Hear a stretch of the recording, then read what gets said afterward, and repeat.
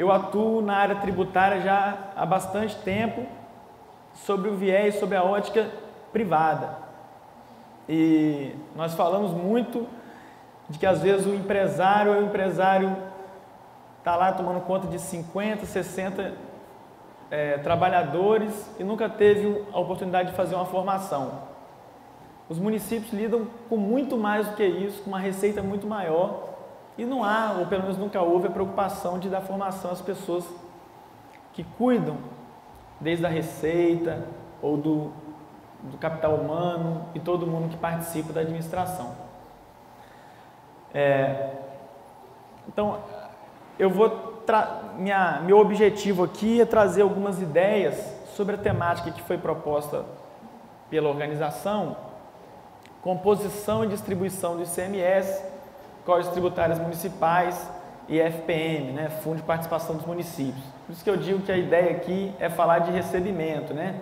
A receita tributária é, sem dúvida, a receita mais relevante para os cofres do Estado. Estado, eu falo aqui em sentido amplo, né? Municípios, Estados, União Federal. A receita tributária é classificada pela contabilidade pública como receita derivada, isso é, ela é uma receita que não tem a sua origem no próprio patrimônio público, mas ela é, sem dúvida nenhuma, a principal receita de municípios, estados, Distrito Federal e União Federal. Então vamos lá.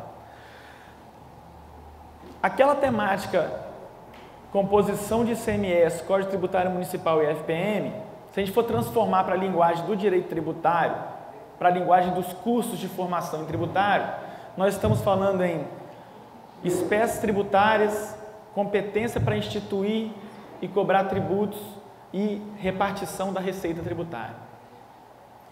FPM é exatamente a forma de participação, o ICMS é uma espécie tributária e os códigos tributários municipais e o ICMS estão dentro da temática de competência tributária. Então eu vou falar dentro dessas temáticas.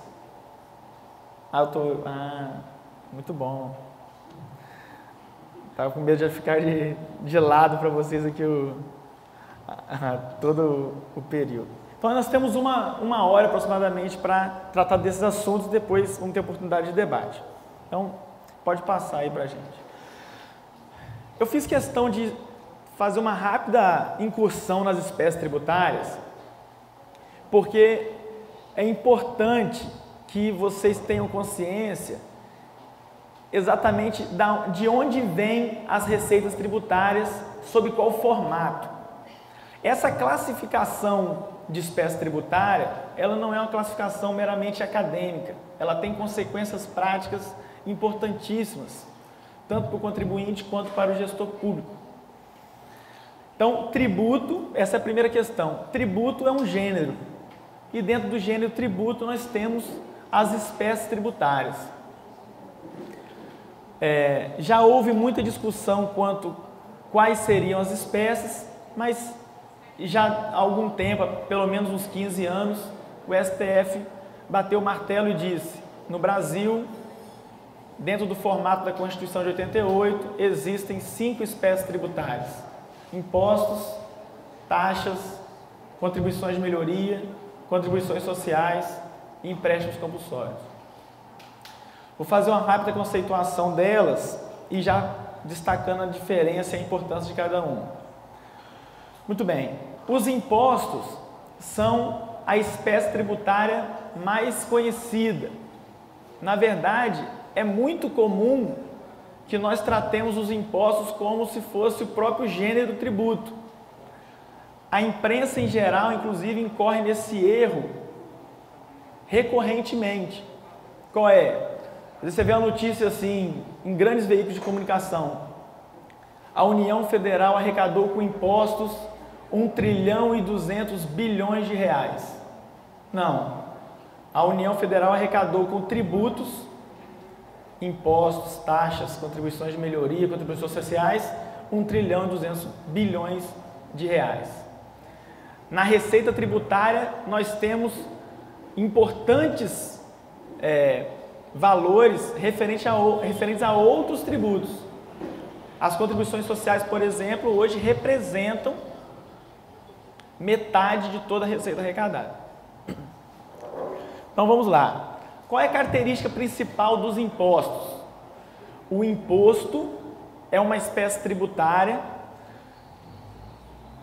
que o que leva o contribuinte a estar obrigado ao seu pagamento não tem nenhuma relação com uma prestação estatal em relação a ele. Isso é, traduzindo, eu pago IPTU não porque a minha rua é calçada, iluminada, com coleta de água pluvial, não.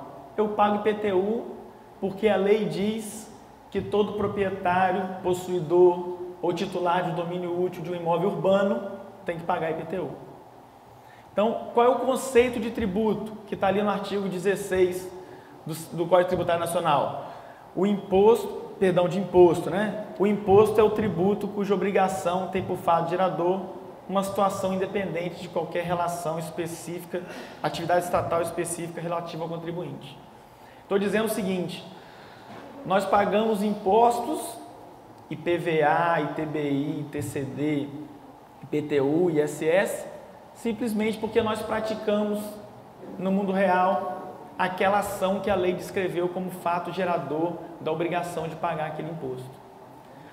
Por isso, é um erro comum e é muito natural que isso aconteça, que as pessoas digam assim, poxa, eu pago meu IPVA, estou com meu IPVA em dia e estou andando nessa estrada toda esburacada, mal sinalizada, escura.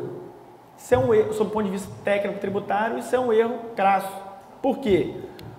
Você paga IPVA não é para andar numa estrada asfaltada, você paga IPVA porque você é proprietário de um veículo automotor. Essa é a realidade. A receita decorrente dos impostos é uma receita não vinculada. Não é porque foi arrecadado um IPTU que aquela receita necessariamente vai ser direcionada para a pavimentação de ruas ou para servir com serviços públicos de melhor qualidade os bairros. Até podem, mas em regra a receita dos impostos é direcionada para o pagamento pessoal, né? Essa é uma realidade. Bom, segunda espécie tributária, taxas. As taxas têm na sua conceituação a ideia exatamente contrária dos impostos. As taxas são tributos que nós pagamos em razão de uma atuação estatal específica em relação ao contribuinte. Então, quando eu pago uma taxa, deve haver necessariamente uma atuação estatal específica em relação a mim. Nós temos, então é exatamente o contrário do imposto, né? O imposto você paga, independente de uma atuação estatal específica em relação a você, a taxa você só paga se houver uma atuação estatal específica.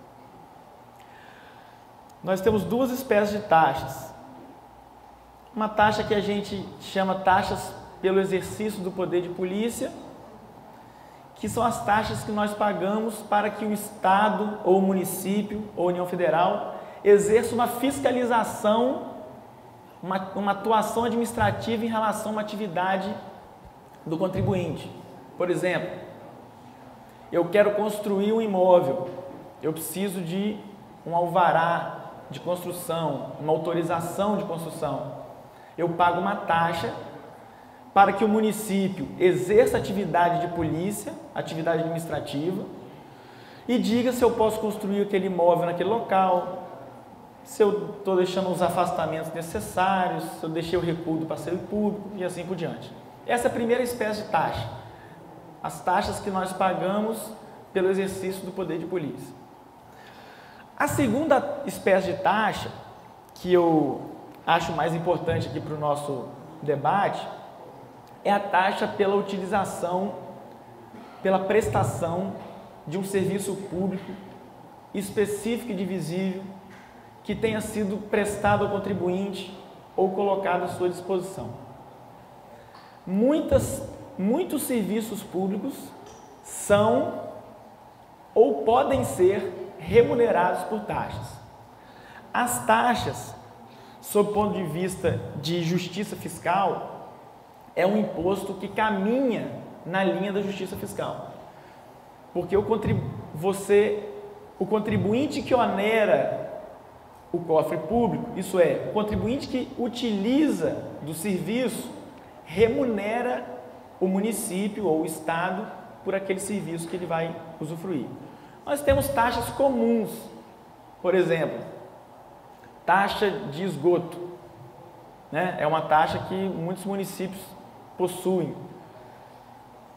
Só que a taxa tem uma situação específica. Você só pode remunerar por taxa um serviço público que seja específico e divisível. O que isso quer dizer? Você tem que caracterizar que aquela taxa está sendo paga por João, porque João terá à sua disposição aquele serviço público. Não podem ser remunerados por taxa serviços públicos que você não identifica quem vai usufruir. O serviço de iluminação pública não é um serviço que nós podemos chamar específico e divisível. E aí eu pergunto a vocês, destaco para vocês, olha a importância da diferenciação das espécies tributárias. Isso não é uma classificação acadêmica. O que os municípios fizeram? Pararam de chamar a remuneração pelo serviço público de taxa, porque para ser taxa tem que ser específico e divisível, e hoje nós chamamos de contribuição para o serviço de iluminação pública. Houve uma emenda constitucional em 2001, entrou em vigor em 2002 e hoje eu acredito que a maioria dos municípios aqui tem o seu serviço de iluminação pública remunerado por contribuição, uma contribuição especial. Existem alguns serviços públicos que houve muita discussão quanto à possibilidade de serem remunerados por taxa ou não, e hoje houve já pacificados que podem ser remunerados. Um serviço público que o Supremo Tribunal Federal há pouco tempo disse que pode ser remunerado por taxa é o serviço de coleta, remoção e tratamento de lixo domiciliar. A coleta e tratamento o serviço público de limpeza urbana não pode ser remunerado por taxa, tá certo? Porque você não consegue especificar e dividir o serviço. Quando você faz a limpeza de uma avenida principal, por exemplo, de Conha, você não tem como dizer que você atingiu ou beneficiou o contribuinte A, B e C. Isso é especificidade e divisibilidade. Agora, quando você faz a coleta residencial e comercial, nos estabelecimentos comerciais ou nas residências, você identifica que o serviço de coleta e remoção está sendo prestado para aquele grupo de contribuintes. E esse serviço, eu não vou dizer que é importante que seja remunerado por taxa, mas sob a ótica de justiça fiscal, é interessante que seja remunerado por taxa. Porque aí você não pega uma receita pública e direciona para determinados bairros e às vezes o interior não tem coleta de lixo. Então, aquele que tem acesso ao serviço público e usufrui dele, remunera o município pelos gastos que tem para a prestação do serviço público. Então, existe a súmula vinculante número 19, do Supremo Tribunal Federal, que disse que o serviço público de coleta, remoção de lixo domiciliar e comercial pode ser remunerado por taxa, tá certo? Então o STF entendeu que é específico e divisível. Limpeza urbana não. Nesse julgamento que conduziu a edição da súmula vinculante 19, que veio naturalmente de um município, houve lá a base de cálculo, né, a forma de calcular a taxa era pela metragem quadrada dos imóveis que eram servidos por coleta. O STF entendeu que essa forma de calcular é possível, é viável, há correspondência. Bom, a terceira espécie tributária é a espécie contribuições de melhoria. Eu não sei se vocês aqui conhecem essa espécie tributária, mas ela é uma espécie tributária daquelas que existem na lei há muito tempo mas não são utilizados na prática. Até gostaria de perguntar aqui se algum dos senhores ou senhoras conhece essa espécie tributária na prática, contribuição de melhoria. Já viu algum município ou estado ou União Federal implementar? A contribuição de melhoria, da mesma forma que a taxa, é uma espécie tributária que caminha na linha da justiça fiscal, porque ela identifica os beneficiários do serviço público para que eles remunerem a despesa pública. Como é a contribuição de melhoria? A contribuição de melhoria é uma espécie tributária onde proprietários de imóvel que tenham sido beneficiados por uma obra pública e que tenham sido beneficiados com a valorização do seu imóvel particular em decorrência de uma obra pública, participem no pagamento da despesa pela construção daquela obra pública. Então, o artigo 81 do Código Tributário Nacional, ele diz assim: a contribuição de melhoria cobrada pela União, pelos estados, pelo Distrito Federal, pelos municípios, então é uma espécie tributária de competência comum, no âmbito de suas respectivas atribuições, é instituída para fazer face ao custo de obras públicas de que decorra a valorização imobiliária, tendo como limite total a despesa realizada com a obra e como limite individual o acréscimo de valor que a obra resultar para cada imóvel do beneficiário. Imaginem uma área, a princípio rural, que vai entrar no plano municipal de expansão municipal e que o município pretenda levar para aquela área serviços públicos, calçamento, água, coleta de... enfim, todos os serviços públicos, escolas. A gente sempre pensa assim, o município vai vir para cá, vai cobrar IPTU, né? Agora imagina que a ideia é que seja construído aí um distrito industrial. E para que você tenha um distrito industrial, você tem que... primeira coisa, via de acesso, né? Isso custa. Só que lá você tem proprietários rurais que têm interesse de disponibilizar seus imóveis à venda para o distrito industrial, mas que vão ser diretamente beneficiados com a valorização de seus imóveis em decorrência de um plano público, de uma obra pública. Então, no meu entendimento, nada mais justo que os beneficiados diretamente com a valorização imobiliária participem naturalmente até o limite da valorização dos imóveis e até o limite total da obra, né, o limite máximo, participem com a composição dos custos daquela obra pública. Você pega às vezes uma propriedade rural que se vendia um valor por alqueire, ele vai vender o lote por metro quadrado, às custas, né, aí, sem nenhum demérito nisso, de uma obra pública. Então, a contribuição de melhoria é uma espécie tributária, agora, é pouquíssimo utilizada. Eu atribuo essa falta de utilização a alguns fatores, né? Primeiro, nem sempre é politicamente, vamos dizer assim, fácil você dizer que vai fazer uma obra pública e ainda vai cobrar uma participação daqueles que foram beneficiados por ela. Essa é uma situação evidente. A outra é que não é também uma espécie tributária muito fácil de ser cobrada.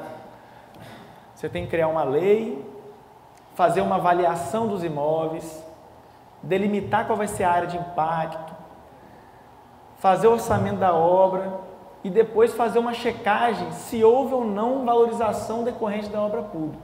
Então, talvez um pouco a dificuldade de implementação afasta também a incidência, como outras espécies tributárias são muito mais fáceis de cobrar, né? Os impostos, as taxas são muito mais facilitados.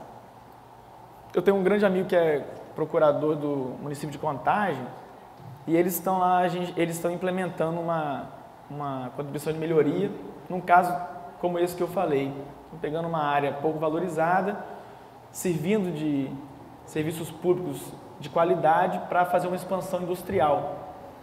E a ideia é que realmente essa parte dessa obra seja remunerada pela contrapartida daqueles proprietários de terra que serão beneficiados diretamente pela obra pública. Bom, a quarta espécie tributária são as contribuições sociais. As contribuições sociais são a menina dos olhos de ouro da União Federal. Desde 88, a partir principalmente de 1988, o aumento de carga tributária tem se concentrado nas contribuições sociais e não nos impostos ou nas taxas. As contribuições sociais, elas não têm sequer uma conceituação muito bem definida. Mas o que a gente pode dizer é que são espécies tributárias cobradas em razão da finalidade, coloquei como exemplo ali a CID, contribuição de intervenção no domínio econômico, que é a mais conhecida para a gente aqui é a CID combustível. Isso é, a União Federal cobra uma contribuição do setor de produção de combustível, então Petrobras principalmente, e aquele valor, em tese, é revertido parte dele revertido para pesquisas de novas fontes renováveis de energia e assim por diante. Então, essa é uma contribuição social por finalidade. E a outra possibilidade é quando a receita arrecadada tem uma destinação específica. E essa é mais comum, são as contribuições sociais previdenciárias, as contribuições ao INSS e as contribuições para a Seguridade Social. Contribuição social sobre o lucro líquido, PIS, COFINS e várias outras, SESC, SENAT, os SEBRAES e assim por diante. E por fim, a espécie tributária empréstimos compulsórios, que não existem na prática. O último empréstimo compulsório que foi instituído foi para o programa lá de desenvolvimento dos motores a álcool, ProAlco, programa que o álcool fosse uma fonte renovável de energia, mas de lá para cá a União Federal já não institui mais empréstimos compulsórios, porque o próprio nome diz, ela pega emprestado, mas depois tem que devolver.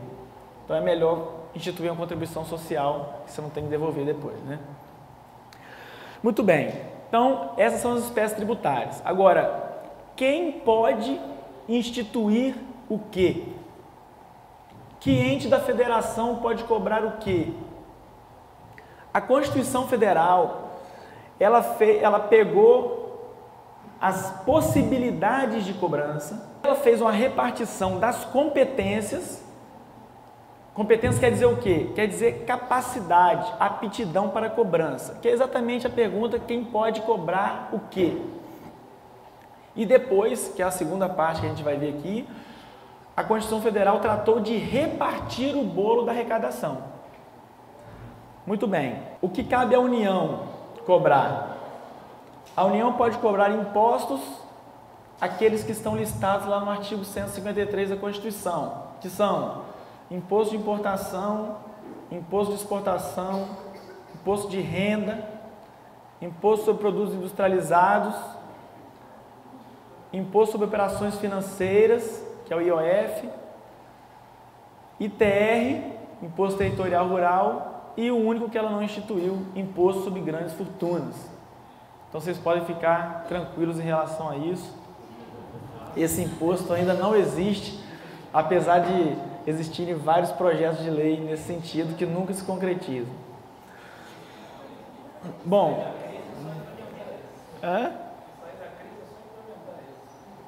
eles dizem que economicamente ele não seria viável. Para quem, É isso aí. A União Federal, ela também pode cobrar taxas, contribuições de melhoria, contribuições sociais, empréstimos compulsórios, impostos residuais extraordinários de guerra. Veja bem, quanto a taxas, contribuições de melhoria, todos os entes da federação podem cobrar. A regra é simples. Se o serviço público é prestado pelo município, coleta de lixo residencial, por exemplo, a taxa é de competência e instituição do município. Então, quem presta o serviço, recebe a taxa. Contribuição de melhoria, mesma coisa. Quem realiza a obra da qual vai decorrer valorização imobiliária, recebe a contribuição. Só a União pode instituir contribuições sociais e empréstimos compulsórios. Nós temos ainda os impostos residuais, não existe nenhum imposto residual hoje, isso é, aqueles não previstos na Constituição. Impostos extraordinários de guerra também, graças a Deus, nós nunca tivemos, né? São os impostos que podem ser criados em época de guerra ou iminência de guerra. Bom, aos estados cabe os impostos do artigo 155, respectivamente ICMS, Imposto sobre Transmissão de Bens por Herança ou Doação, que é o ITCD, e o IPVA, né? Imposto sobre Propriedade de Veículo Automotor. O Estado também cobra taxa, contribuição de melhoria. E as contribuições sociais, somente para a manutenção dos seus regimes próprios de previdência dos servidores, né? Os institutos de previdência municipais e estaduais é o único tipo de contribuição social que pode ser criado. O município vai na mesma ideia do Estado. Os municípios têm competência para instituir os impostos do artigo 156, vocês devem conhecer melhor do que eu, né? O IPVA, o IPTU, o ITBI, que é a Transmissão sobre Bens Imóveis por ato oneroso, e o ISS, ou ISSQN, né? Imposto sobre Serviços de qualquer natureza, excetuados os serviços que estão abrangidos pelo ICMS. E o município ainda pode cobrar a contribuição para o serviço de iluminação pública, que foi uma transformação legislativa para adequar as inconstitucionais taxas de iluminação pública. Por fim, o paraíso dos tributos, Distrito Federal, ele pode cobrar impostos de competência municipal e estadual. Então, o Distrito Federal ele arrecada IPTU, ITBI, ISS, ICMS, IPVA e TCD. É o local para se estar, é Brasília, né? Por isso todo mundo quer ir para lá. Mas vamos lá. A competência tributária, a competência para instituir tributos, que foi essa repartição que a gente acabou de ver, ela atribui ao ente que tem competência para instituir a competência legislativa plena. Então, não só o ente tem competência para criar o tributo, como ele tem a competência para legislar plenamente quanto àquele determinado tributo. Por isso que a gente vai depois falar um pouco de Código Tributário Municipal. É o município que cria suas próprias regras de tributação. É claro que, observadas as limitações que a Constituição Federal e a Constituição Estadual trazem, mas ele tem liberdade dentro desse âmbito. E o fato da receita arrecadada com determinado tributo ser distribuída não retira em nenhuma hipótese a competência originária que a Constituição deu. Então, o que eu estou dizendo?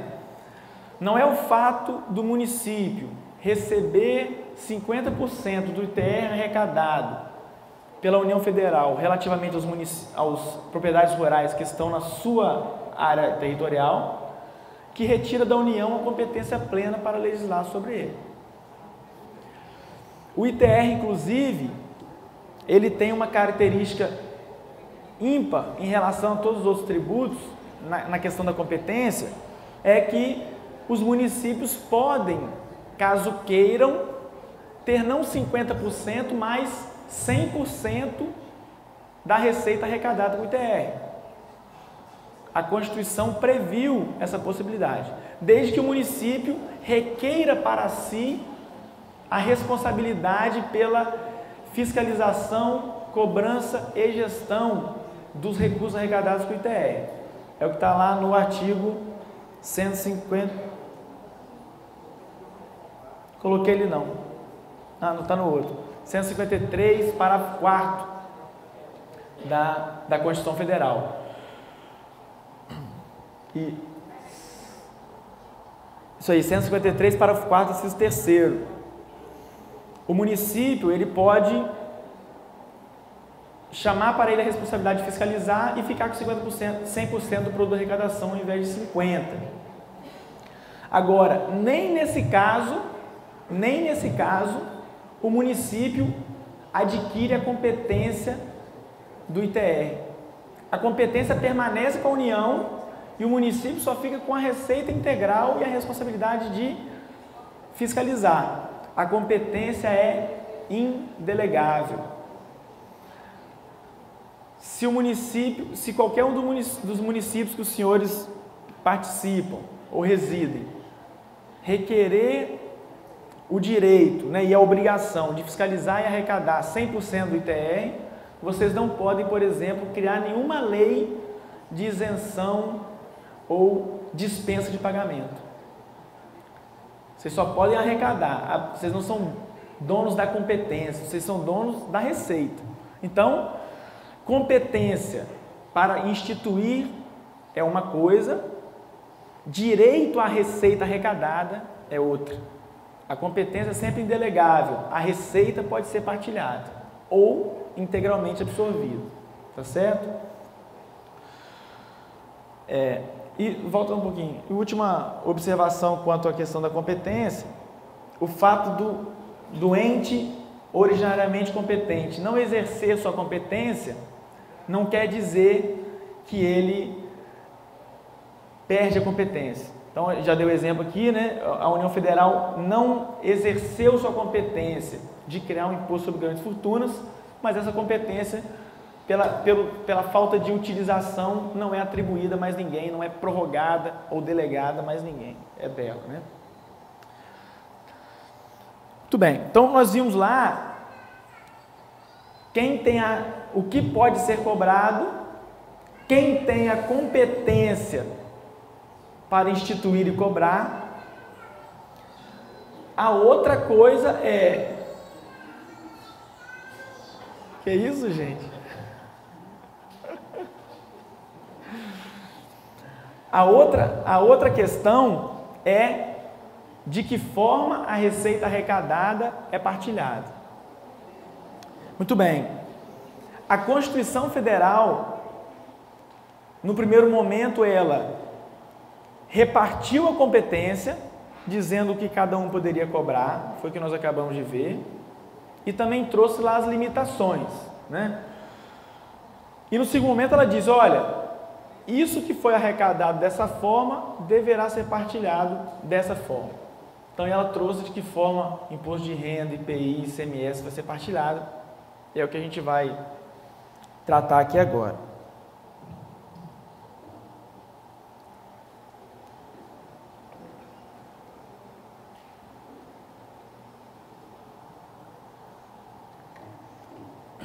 Se vocês forem ver na Constituição, a parte de arrecadação começa no artigo 145 e vai até o artigo 155, até o artigo 156.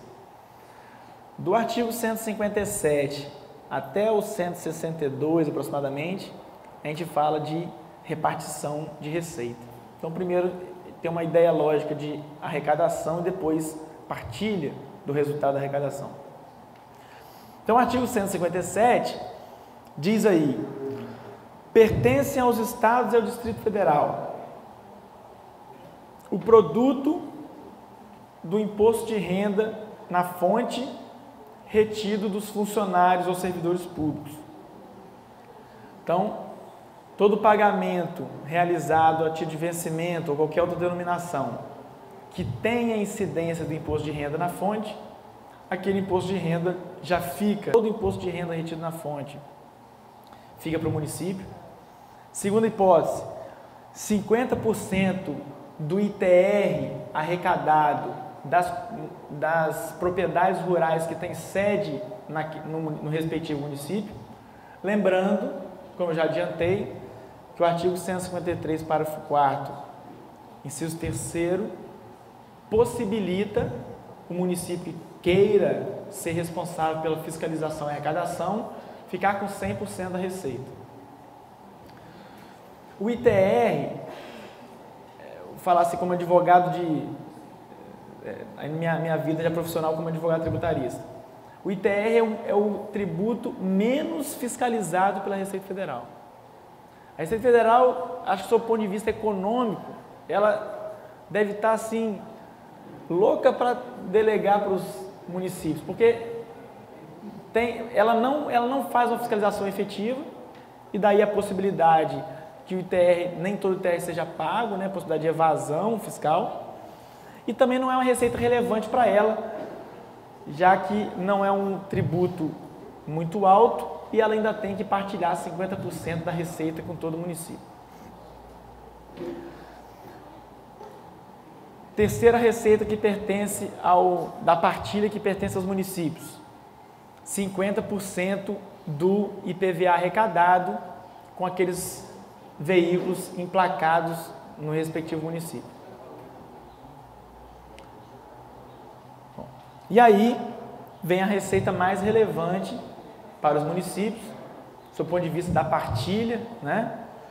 25% do produto da arrecadação do imposto sobre circulação de mercadorias e serviços de transporte interestadual, intermunicipal e telecomunicações, que é o ICMS.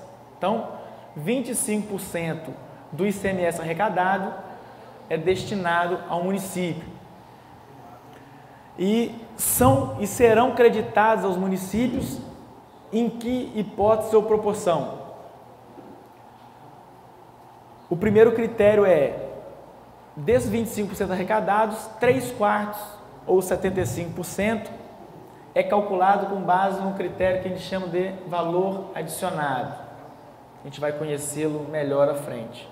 E o segundo critério de distribuição é de acordo com o que dispuser a lei estadual. A gente vai olhar aqui como que a lei do Espírito Santo trata essa questão. Então, especificamente quanto aos 25% do ICMS, né? Tem um quadro aí embaixo, 75% está direcionado ou calculado com base no valor adicionado e 25% com os critérios estaduais. Aqui no estado, os critérios estaduais são aqueles que vão do número 2 ao número 8. Número de propriedades rurais tem a influência de 7%, peso de 7%, produção agropecuária 6%, área do município 5%, gasto com saúde e saneamento básico 3%, gestão de saúde 2,5%, 10 maiores municípios de valor adicionado 0,5% e consórcio para prestação de serviço de saúde 1%, complementa os 100%, que na verdade representa 25% do ICMS arrecadado. Bom, o que é valor adicionado para fins de cálculo de participação do município no ICMS? O valor adicionado é efetivamente o resultado que a empresa contribuinte de ICMS tem na sua atividade econômica. Então, sob esse ponto de vista, é melhor você ter no município uma empresa que tem um bom resultado econômico do que uma empresa que fatura muito. Em tese, esse é o cálculo. Esse cálculo do valor adicionado é realizado por meio da transmissão pelos contribuintes de uma declaração que a gente chama DOT, e com base na DOT, lá estão dispostas todas as entradas e todas as saídas, lembrando que as saídas são efetivamente as vendas de mercadoria ou as prestações de serviço, é a receita, e as entradas são as aquisições de insumo aplicados na utilização, na atividade econômica desenvolvida pela empresa. Então está lá. O valor adicionado representa o quanto de valor ela agregou, então quanto de resultado ela obteve, ou adicionou os insumos que adquiriu ou produziu em determinado período. Ele é obtido de forma geral pela diferença entre as vendas e as compras. O ICMS é um imposto, assim como o IPI, já de competência federal, que é um imposto que tem uma forma de cálculo baseado num princípio que a gente chama princípio da não cumulatividade. O princípio da não cumulatividade é um princípio que visa a tributação só do valor adicionado, só do valor que foi agregado pelo contribuinte naquela determinada etapa econômica. O contrário dessa sistemática é o que a gente chama de imposto em cascata. Eu compro mercadoria na fábrica, o distribuidor compra mercadoria na fábrica, aí ele paga o imposto sobre ela. Quando ele for vender para o comerciante, que também paga o imposto, e ali você vai incidir no imposto em cascata. O ICMS é sempre um valor adicionado, isso é, eu deduzo o meu valor de compra e pago o ICMS só sobre a diferença de valor de venda e o valor de aquisição, tá certo? Além das dotes, entra também no cômputo dessa parcela de valor adicionado 32% da receita bruta das empresas optantes pelo Simples Nacional. E aí a regulamentação está na Lei Complementar 123 e nos demais convênios e resoluções do Comitê Gestor. Ainda dentro aí de valor adicionado, pode passar aí. Então, aí tem a fórmula de cálculo. Até falei com a Fabiane que esse material eu vou disponibilizar para quem quiser utilizar, né? Que aí não dá para anotar, também não dá para gravar tudo. Aqui é só uma ideia inicial. E vou encaminhar também depois, pedir eles para encaminharem umas apostilas que tem, tanto no governo federal quanto aqui no governo do estado, um material interessante sobre essa questão de valor adicional, do IPM e FPM. Então ali a fórmula basicamente é aquela ali, né? Você pega o valor adicionado do seu município, das empresas do município, divide pelo valor adicionado das empresas do estado todo, acho o percentual de 75% a princípio, o valor adicionado do município para aquela determinada atividade. Isso aí. Tá? Aí agora começam os 7 critérios previstos pela lei aqui no estado do Espírito Santo para os nossos 78 municípios, que vão representar os 25% faltantes. 75% foi calculado com base no valor adicionado. É o maior peso, né? Então, realmente, você ter dentro do seu município empresas que tenham um valor adicionado alto é realmente o maior peso para você conseguir obter uma participação efetiva no ICMS, na partilha do ICMS, né? Então, propriedades rurais. As propriedades rurais, aí a gente fala em números, tá certo? Quanto mais propriedades rurais, maior é o peso que o município tem na formação dos 25%. Ele representa, na partilha, 7%. É o maior peso dentro dos 7 critérios de distribuição. Quem fornece os dados do número de propriedades rurais do município é o INCRA, que tem lá o cadastro, mantém o cadastro, né, e fornece para fins de cálculo do FPM. Então, para obtenção desse indicador, divide-se o número de propriedades rurais do município pelo número de propriedades rurais do estado e multiplica os resultados por 7% para obter o índice, né? O cálculo é sempre parecido. O segundo critério para obtenção dos 25% é a produção agropecuária. Então, ele meio que vai balancear a questão de número de propriedade rural. Então, além de ter propriedade rural, esse outro critério é baseado com o volume, né, a receita decorrente da produção agropecuária. Então, divide-se o total da produção agropecuária do município pelo total da produção agropecuária do estado e vai se identificar qual é o valor, quanto representa 6% para a participação daquele município. Os dados, né, quanto a esse critério é transmitido pela Secretaria da Fazenda através do SICOP, Sistema de Controle de Operações de Produtor Rural. O terceiro critério para o cálculo dos 25% restantes, né, do FPM tem relação com a área do município e tem peso de 5% do total. São os gastos com saúde e saneamento, peso de 3%. É a mesma coisa, pega-se o total investido a título de saúde e saneamento daquele município, divide pelo total de saúde e saneamento de todo o estado, multiplica por 3%. Tá certo? Nesse cálculo, os 10 maiores municípios em valor adicionado não entram no cômputo do índice. Na verdade, ele já tem o seu peso lá, né? E são excluídos do cálculo desse item especificamente. Pode passar. Outro critério com peso de 2,5% é a gestão de saúde. Então, a partir da edição da Lei Estadual 7.520 de 2003, para a obtenção desse indicador, os municípios que estejam enquadrados em qualquer uma das condições de gestão de normas do SUS, né, critério genérico, vão ter esse peso. Para tanto, divide-se 2,5% pelo número de municípios enquadrados e o resultado é o índice de cada um deles, com base naquela fórmula ali. Pode passar.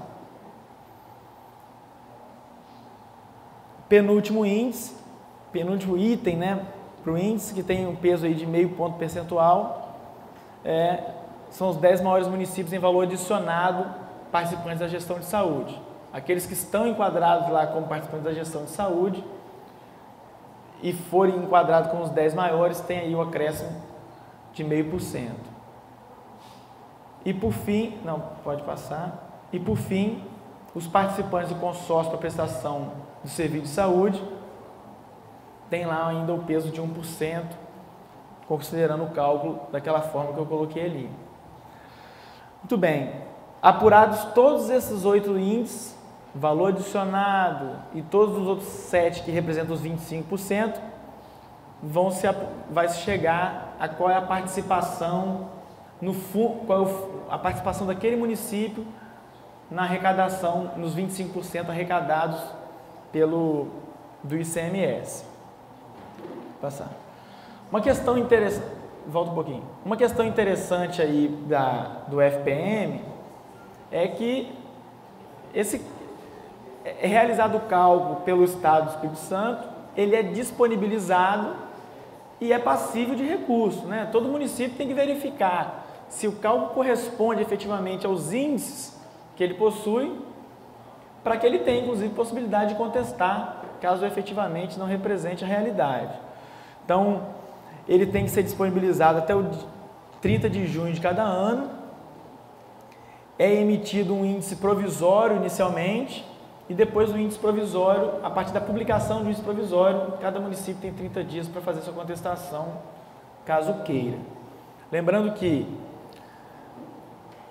a aplicação do índice se dá a partir do primeiro dia do ano exatamente posterior e ele é calculado com base nos 2 anos anteriores. Então, por exemplo, o índice está sendo apurado em 2015, né, os dados econômicos referentes a 2015, valor adicionado, propriedade rural, produção agropecuária, valerá a partir de 1º de janeiro de 2016 e é um resultado de 2013 e 2014. Então, nessa questão aí, se todo mundo não trabalhar, se uma administração não trabalhar, um reflexo vai vir na outra, né? Se a crise de hoje vai refletir lá na frente. Você tem uma questão cíclica no cálculo do índice de participação do município. Pode passar. Bom, além daquelas participações que são decorrentes, que o artigo 157 e 158 trazem, nós temos as participações com base nas receitas também da União, que são distribuídas da seguinte forma. O artigo 159 diz: a União entregará, inciso 1º, do produto arrecadado com imposto de renda, pessoa física e pessoa jurídica, e IPI, imposto sobre produtos industrializados, 49% será distribuído. Então, 49% do imposto de renda e do IPI arrecadado pela União é distribuído da seguinte forma: 21,5% para o Fundo de Participação dos Estados e Distrito Federal. Então, 21,5% vai para os estados e para o Distrito Federal. Outros 21,5% vai para o FPM, Fundo de Participação dos Municípios. 3% para programas de incentivo de áreas em tese menos favorecidas, né? Norte, Nordeste, Centro-Oeste. 1% para o Fundo de Participação do Município, que é entregue até o 10º dia do mês de dezembro, né? Acumulado todo ano. E mais 1% para o Fundo de Participação dos Municípios, que é entregue até o 10º dia do mês de julho de cada ano. Então aqui o município ele fica, na verdade, com 23,5% do imposto de renda e do IPI arrecadado pela União Federal. A União ainda entregará do produto, na verdade do IPI, dos produtos industrializados exportados, a União faz uma compensação aos estados e ao Distrito Federal proporcionalmente ao valor exportado. E do produto da arrecadação da CID, Contribuição de Intervenção do Domínio Econômico dos Combustíveis, que é uma que eu citei no início, 29% vai para os estados e para o Distrito Federal. Essa questão de partilha do produto arrecadado, pode passar. Tá, então só para finalizar aí, né? Então, o Fundo de Participação dos Municípios, ele é calculado da seguinte forma, né? 10% de tudo que é arrecadado vai para as capitais, 86,4% vai para o interior e 3,6% vai para a reserva. Lembrando que reservas são aqueles municípios que possuem mais de 142.633 habitantes. Os municípios da reserva, eles participam da reserva e do interior. Tá certo? Eles participam dos dois itens, né? Vamos colocar assim. Pode passar. Depois que a gente analisa a forma de partilha do produto arrecadado, isso é, a obrigatoriedade de partilha imposta pela Constituição Federal à União Federal e aos próprios estados, é importante a gente fazer uma reflexão. Por que razão a carga tributária de 88 para cá tem concentrado sua alta fortemente nas contribuições sociais? O que aumentou a carga tributária no Brasil, efetivamente, foi PIS, COFINS, contribuição social sobre o lucro líquido. São contribuições sociais. Isso é importante a gente perceber. Primeiro, porque a União Federal não tem obrigação de partilhar receita arrecadada com contribuição social. Essa é uma realidade. E segundo, porque só a União Federal pode instituir contribuição social. Então ela tem competência exclusiva e não tem obrigatoriedade de partilha. Ela pode fazer repasse, mas não está obrigada, né? E é uma outra questão dentro dessa mesma temática. Todos vocês, todos nós aqui, acompanhamos nos anos anteriores algumas concessões de benefício fiscal para, em tese, manter aquecida a economia. Elas se situaram fortemente nos impostos e nos tributos partilhados. O IPI, redução de IPI para linha branca de eletrodoméstico, redução de IPI para carro zero, porque 50% do IPI, na verdade 49% do IPI será obrigatoriamente partilhado, assim como o imposto de renda. É claro que o IPI ele é uma ferramenta econômica, antes de mais nada, né? Você diminui o IPI e aquece a economia, você quer favorecer uma determinada atividade econômica, você desonera de IPI. Mas eu chamo a atenção para o seguinte, e volto lá na questão da competência. Você pode ter direito constitucional, o município pode ter direito constitucional à partilha do resultado de alguns tributos arrecadados pela União Federal, como é o caso do IPI e do Imposto de Renda, mas ele nunca terá competência. Isso quer dizer que fazer planejamento, contando com essa receita, que pode ser desonerada a qualquer momento, é terrível, é complicado. Essa é aquela receita, é claro que é muito diferente da questão privada, mas que você não fazer receita com ela especificamente é complicado, porque a compensação pode não vir. A realidade é essa.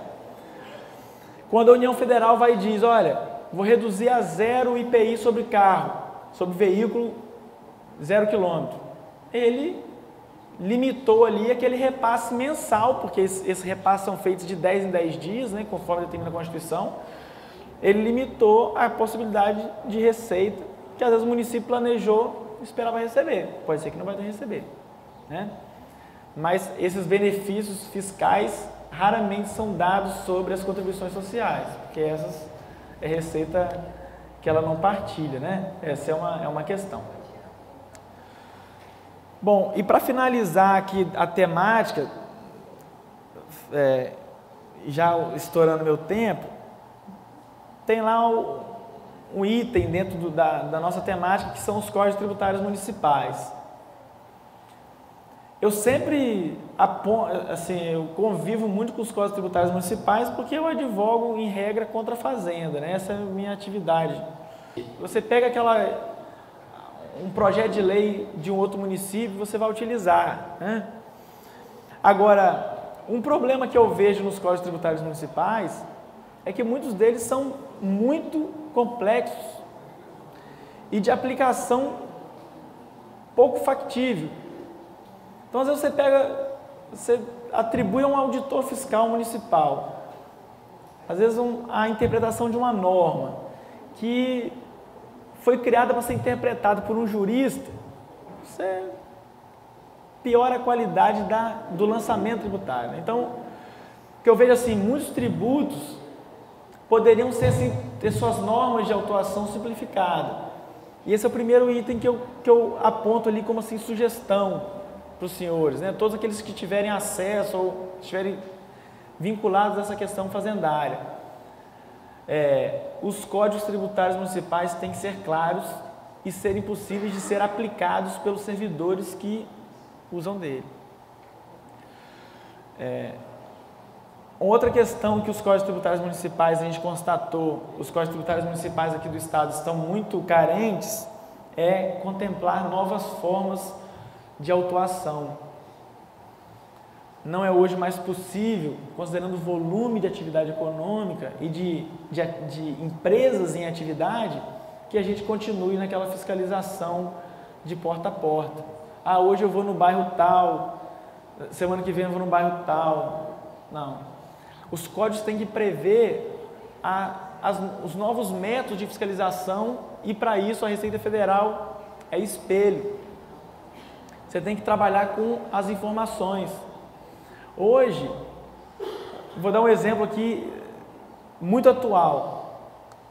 O Estado do Espírito Santo, a Receita Estadual, nunca assim, tinha lançado mão de informações que a Receita Federal acumula. Atualmente, a Receita Estadual ela está aproveitando um convênio que já existe há muito tempo. O Código Tributário Nacional ele prevê a troca de informação entre fazendas. Então, ele está pegando as informações da Receita Federal, daquelas doações que são feitas nas declarações de imposto de renda, e está cobrando o imposto estadual sobre doações, 4% do valor doado. E aí tem uma questão assim, engraçada, porque é muito comum nós temos aquelas doações na declaração de imposto de renda fictícia, porque o imposto de renda não incide sobre doação. Aí o pai queria comprar um apartamento para o filho, já em nome dele, fazia uma doação em dinheiro lá, fazia o imposto de renda do menino, criava lá, doei 200 mil reais.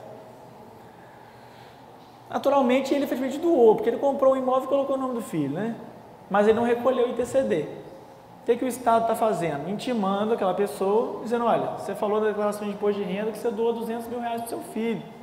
Então você recolhe 4% sobre isso para o cofre estadual. Não há condição do Estado ir na casa de cada doador. Mas com a informação na mão, ele manda a carta ao TU e cobra. Então, na realidade municipal, deve-se aproveitar essas informações acumuladas no âmbito de outras fazendas, porque todo o tributo, ISS, por exemplo, ele decorre de um fato econômico, e os fatos econômicos estão todos retratados na legislação federal, na documentação federal, tá certo? Uma outra questão, a título de sugestão também, trabalhar com a gestão inteligente dos recursos de fiscalização. A Receita Federal, ela constatou o seguinte, que 90% da sua receita vem de 5% dos contribuintes. Então veja bem, 90% de toda a receita arrecadada pela União Federal vem de um grupo de 5% de contribuintes. A Receita Federal chegou à seguinte conclusão: eu não posso tratar todo mundo da mesma forma. Ela criou um sistema diferenciado de acompanhamento econômico. Então você tem um grupo de fiscais, na verdade a maior parte dos fiscais hoje fica por conta de olhar 5% dos contribuintes e não 100% dos contribuintes. Então a partir do momento que o camarada chega num faturamento acima de tal valor, isso varia por região, a Receita Federal coloca ele num grupo de fiscais e fica olhando para ele o tempo todo. Isso é gestão inteligente dos recursos de fiscalização. Você não pode ficar gastando força e dinheiro da mesma forma com todos os contribuintes se 90% da sua receita vem de 5% das pessoas. É ali que você tem que olhar. Diminuir o faturamento, o que está acontecendo? Né? É ali que, vamos dizer assim, a galinha dos ovos de ouro. Né? E por fim, uma questão que eu sempre critico, aí já na questão de cobrança judicial de dívida, é você cobrar todas as dívidas da mesma forma. Você tem uma dívida de R$1 milhão e você cobra ela do mesmo jeito que você cobra o IPTU de R$150. Aí você tem as varas municipais com 20 mil processos e o processo de 150 está travando o de 1 milhão lá de andar. Isso é gestão inteligente de recursos. A União Federal hoje,